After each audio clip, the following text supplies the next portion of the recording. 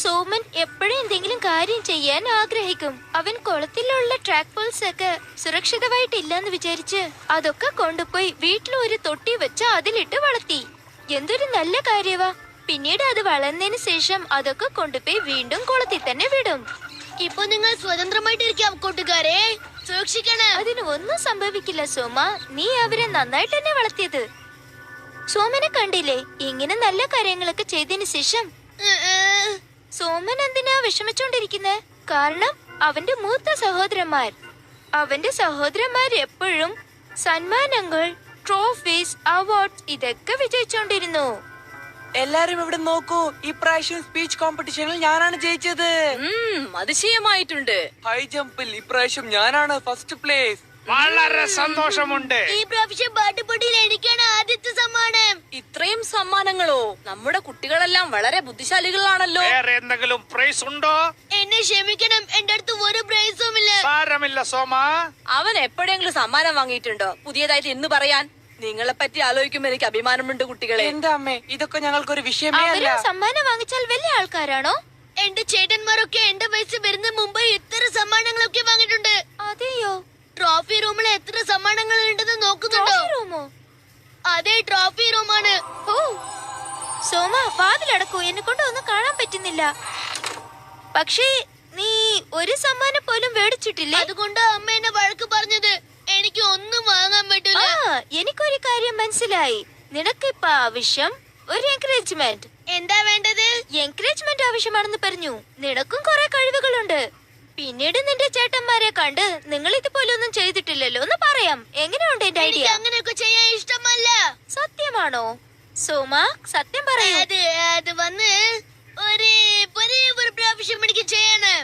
അത് തെറ്റല്ലോ. ഇത് നിസ്സാരമായ കാര്യമാണ് സോമ.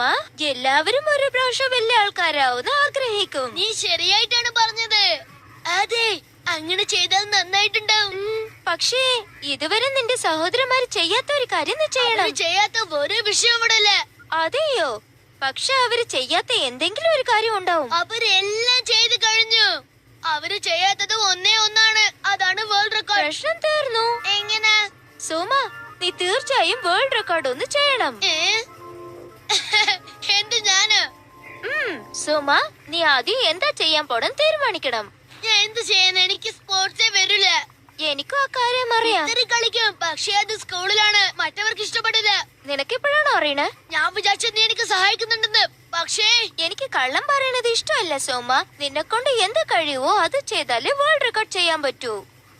അത് എന്താന്ന് ഞാൻ കണ്ടുപിടിച്ചു. എന്താ?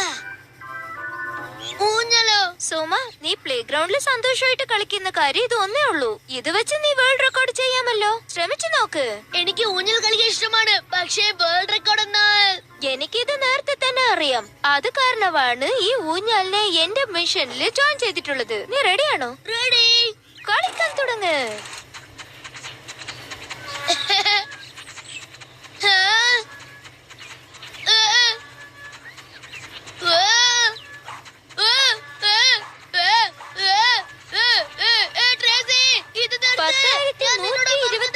അതായത് 10,123. നിനക്ക് പ്രശ്നമില്ലല്ലോ. നീ വിഷമിക്കണ്ട, ഞാൻ ഊഞ്ഞാലിന്റെ സ്പീഡ് കുറച്ച് വെക്കാം. അത് മതി. ദൈവമേ, ഇത് എന്ത് പറ്റി? ബട്ടൺ മാറിപ്പോയോ? സോമ, നിനക്കൊന്നും പറ്റില്ലല്ലോ. കണ്ട എങ്ങനെയുള്ളത്? കുറച്ച് നനഞ്ഞതുപോലെ ഉണ്ട്. സാരമില്ല, നമുക്ക് വേറെ വേൾഡ് റെക്കോർഡ് ചെയ്യാം. എങ്ങനെയോ രക്ഷപ്പെട്ടു.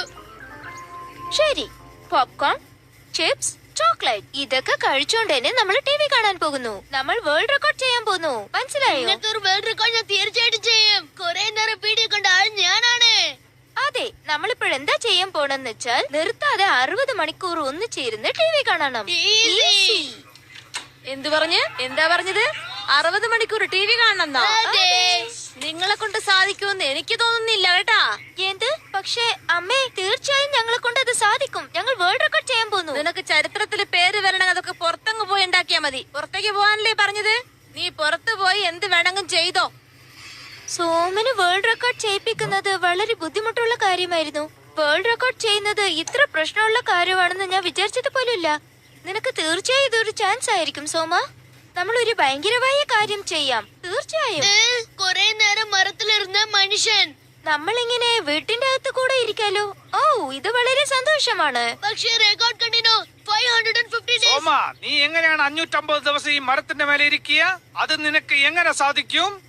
അല്ല അച്ഛാ, അച്ഛൻ ഞങ്ങൾക്ക് ഭക്ഷണം കൊണ്ടുവന്ന് തരില്ലേ? പറ്റൂല. അപ്പൊ നിന്റെ സ്കൂളോ? ഞങ്ങൾ വേൾഡ് റെക്കോർഡ് ചെയ്തതിന് ശേഷം നോട്ട്സ് ഒക്കെ എഴുതിക്കോളാം. ഇത് ഞാൻ ഒരിക്കലും സമ്മതിക്കില്ല. ഇവിടെ ഉള്ളവർക്കൊക്കെ എന്താ പറ്റിയത്? ഞങ്ങൾ റെക്കോർഡ് ചെയ്യാൻ പോകുന്നു, വേൾഡ് റെക്കോർഡ് ചെയ്യാൻ പോകുന്നു. ആരും അത് മനസ്സിലാക്കുന്നില്ലല്ലോ. ഇത് ശരിക്കും ഒരു വലിയ ധൈര്യമായ ഒരു കാര്യമാണ്. കൊറേ പ്രാവശ്യം അവൻ ഇതിൽ ചാടി ചാടി വേൾഡ് റെക്കോർഡ് ചെയ്യാൻ പോകുന്നു. എനിക്കൊന്നും ആകൂലല്ലോ. തീർച്ചയായും ഇല്ല. അതിനു വേണ്ടിട്ടല്ലേ നിനക്ക് ഹെൽമെറ്റ് ഇട്ടിട്ടുള്ളത്. അത് കാരണം നിനക്ക് ഒന്നും പറ്റില്ല. ധൈര്യത്തോടെ നീ ചാടാം. അല്ല, ഞാൻ എത്ര പ്രാവശ്യം ചാടേണ്ടത്? 111 പ്രാവശ്യം. വെറുതെ നീ സംസാരിച്ചോണ്ടിരിക്കണ്ട. വേഗം ചാട്. വേഗം സോമ. 1 2 3.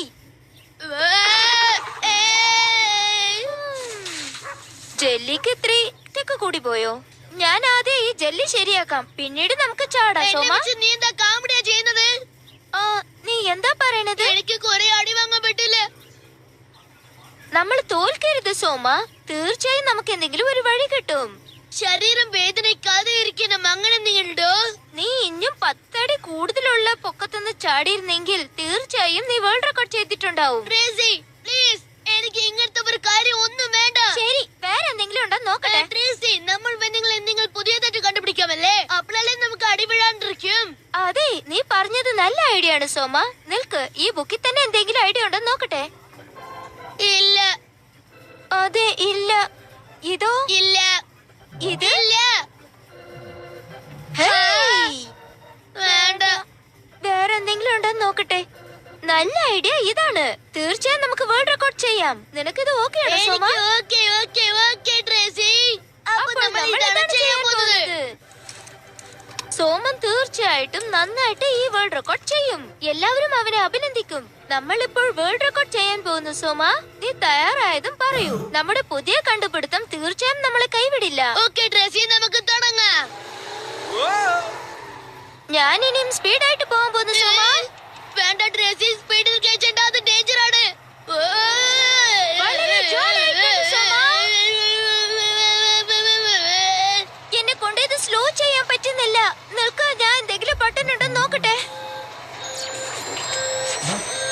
സോമ, ഇത് നമ്മുടെ കൺട്രോൾ വിട്ട് പോയിക്കൊണ്ടിരിക്കുക.